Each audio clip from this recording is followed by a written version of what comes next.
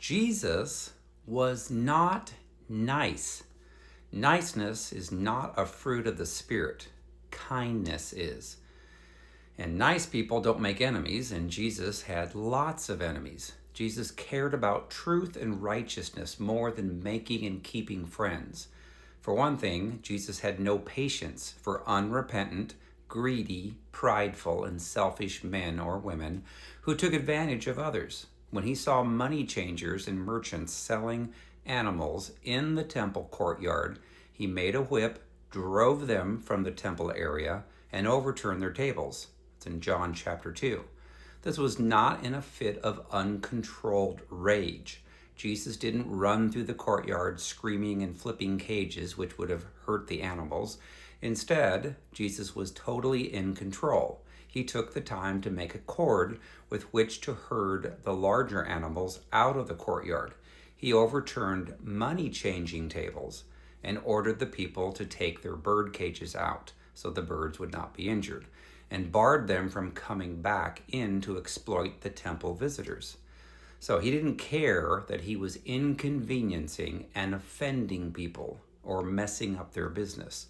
They were the ones who were wrong for desecrating a holy space by daring to use their wrongful business practices on humble travelers who only wanted to worship God, and he wasn't afraid to call them out and stop them. Jesus also had no patience for religious hypocrites. He criticized the Jewish religious leaders for holding on to empty traditions while ignoring their fellow human beings' very real needs. He demonstrated through his example how true religious leaders ought to behave, how they ought to care for those under their authority. Some of the things he said to these oppressors could not be described as nice in any way, but Jesus didn't care about being nice. He cared about truth and righteousness, about waking the religious leaders up to their selfishness, their pride, their hypocrisy, and giving them a chance to repent and behave godly. At times, people can be won over with gentle words. At times, they need the truth spoken to them to help wake them up. Jesus did both. During Jesus' 3.5 years of ministry, Jesus touched and he healed social outcasts. He defended women who were being criticized by arrogant men. He raised the dead, but he also made a lot of people mad, so much so that they eventually killed him. From a young age, most children are taught to be nice, which includes everything from being polite, say thank you, don't ask awkward questions, don't talk about religion or politics during dinner parties, or to overlook those who are in sin. We also forget it's possible to act nice outwardly while secretly hating or deriding a person in your heart.